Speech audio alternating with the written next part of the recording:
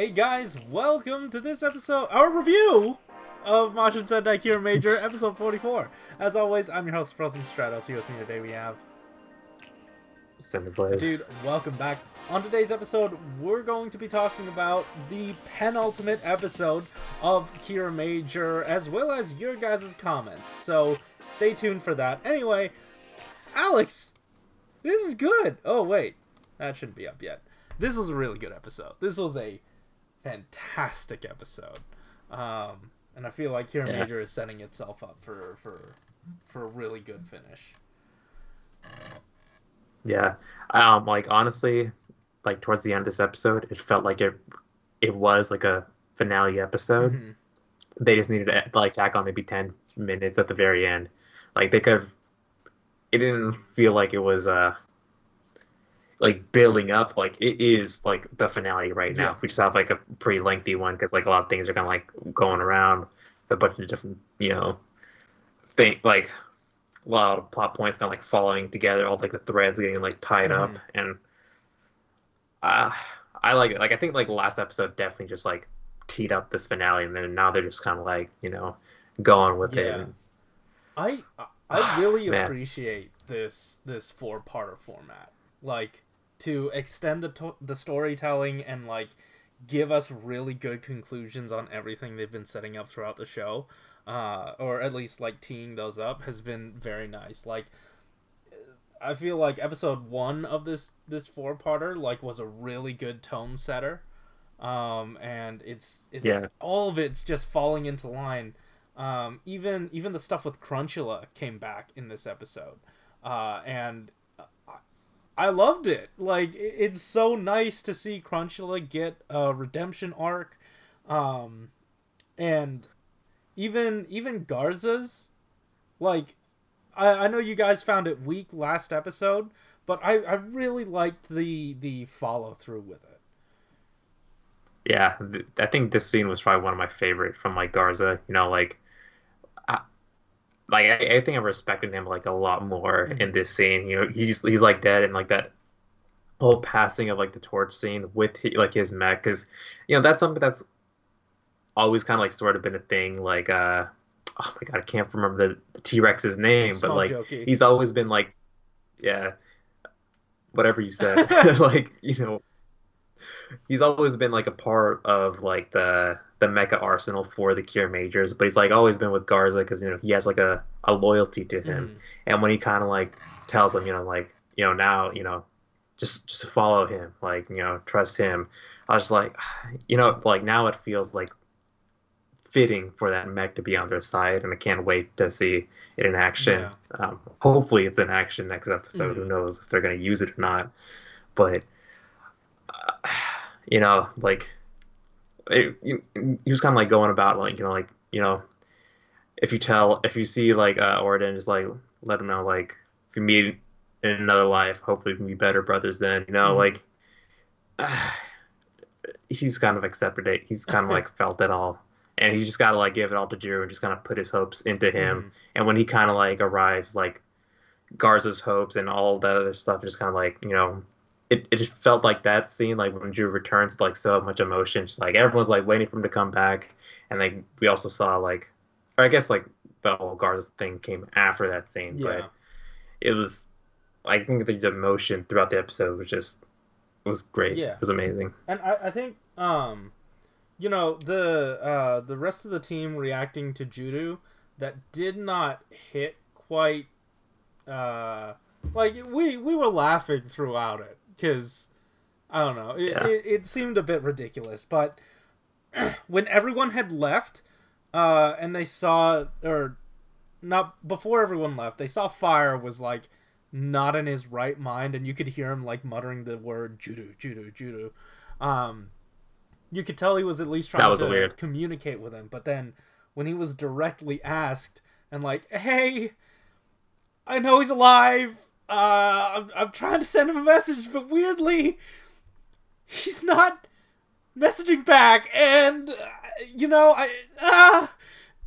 that was really, really emotional. Like, the voice actor was pulling so much weight into making this inanimate shiny object looked like it was emoting, like feel like it was emoting. Um, and it was that scene that cemented the emotion for me, like pushing us into the reveal that Juru's back. Um, it was so good. It was so well done. I wasn't expecting Yeah, that much of a tearjerker before then, because like we had already seen the people with faces react to it, and we're like, oh, okay, this is whatever. But then it's the Rock. You never expect the Rock. yeah. For me, I think that that particular part of it, I kind of felt for, but a little bit before when he's like muttering, it just kind of like didn't make much sense because we never like really see him do it that often. Like we know he does Sure. communicate with Juru, but we don't see it that often. So when I saw it like in the beginning of this episode, I was like, what is he doing? Is he just like having a mental breakdown? And it was like, why is no one really helping with this? And then when Mapashina comes in, steps up, and it's just like, Fire, I know you're feeling some emotions, but you gotta get the fuck out of here. I was just like, okay, Mapashina, thanks. Yeah.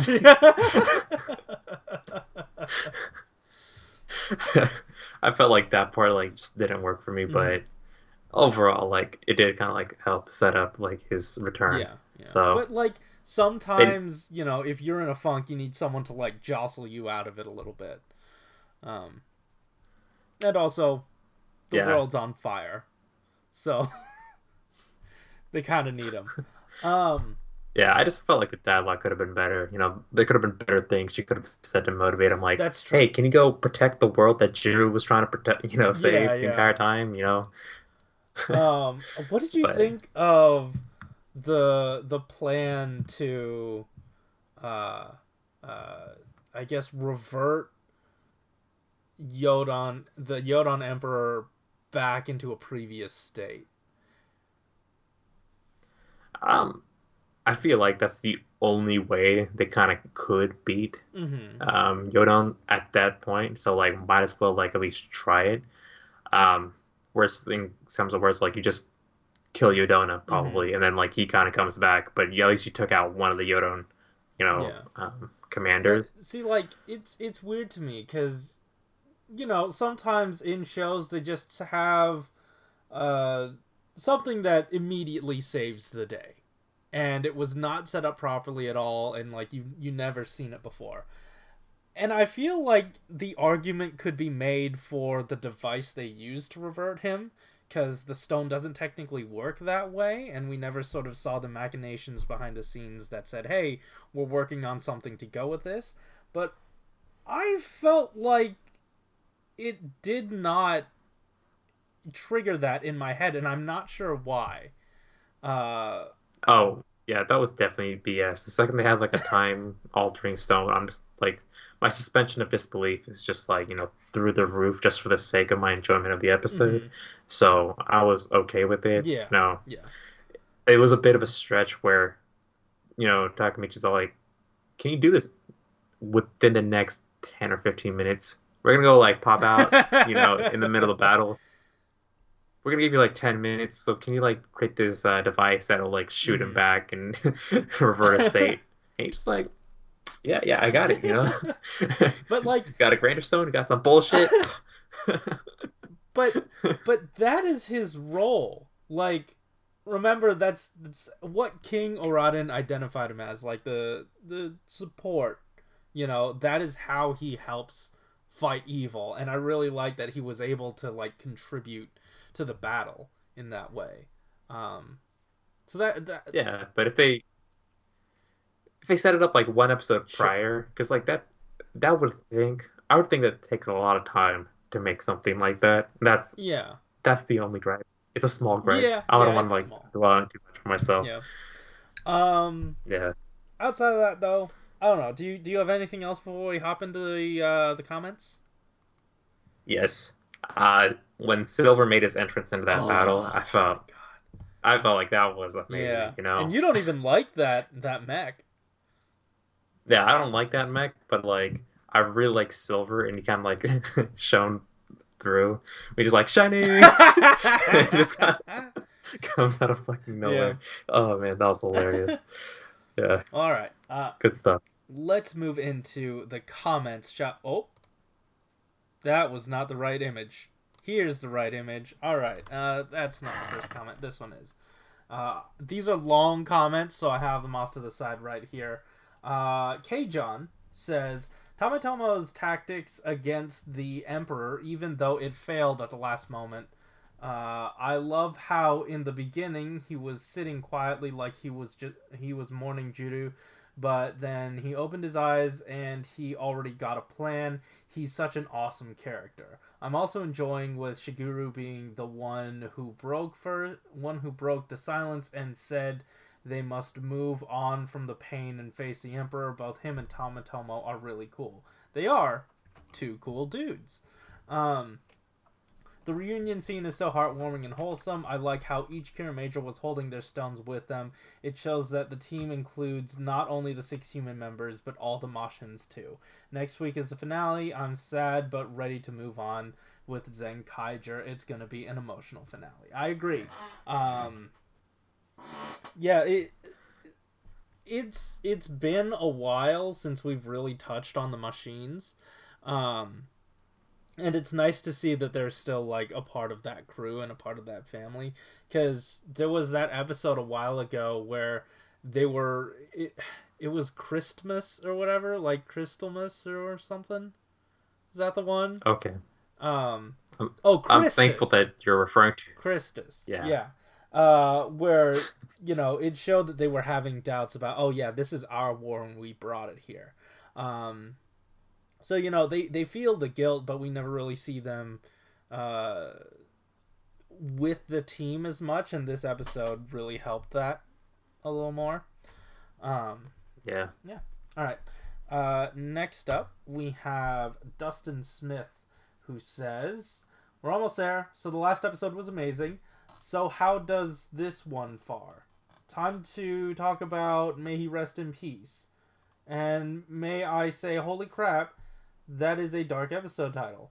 First of all, the sense of dread and how the Kiramagers are unsure about the state of Juru, it really adds to the intensity, especially with seeing the grief in fire. I love the Kiramagers in the mecha fight with Emperor Yodan and using the various Grantor stones against him. The scene with Yodan slaughtering Yodana was certainly a bit bone-chilling. Crunchula gives them the illusion stone, and now they have all 4 of them. I don't know what he'll do after this, but I'm sure he'll find something, probably a mural artist or something. And who could forget where Smog Joki rams right into Emperor Yodan's back, and Juru jumps out of it, and they all have a moment before Emperor Yodan rises and the final fight begins. And of course Garza's death, but also his final words when tells Juru to keep making art, and especially the part about if he ever gets to meet up with his older brother Oran to meet on better terms. I can't help but think of that as hinting at possibly him becoming a Mashin like Oradin, possibly a wolf type of Mashin, since that's the creature he takes inspiration from, just as Oradin takes inspiration from the Phoenix. The scans don't prove this, but possibly in a years later film later down the road, last episode next week, as the Kiramagers faced off against an army of Muddites in Marsk bodies and worked to take down Emperor Yodan for good. Kira may change. Yes. Yes. Fantastic. Yeah, awesome. So thank you for the comment. That was a lot to comment on. But yeah, guys, Alex, do you have anything else before we get the hell out of here? No. Alright, cool. So, thank you so much for watching. If you liked the episode, hit the like button and subscribe if you want to hear more from us each week. Tell us in the comments down below what you thought about our thoughts about your thoughts about this episode. I almost said to make sure to leave your comments by 10 p.m. Pacific, but that's not this one.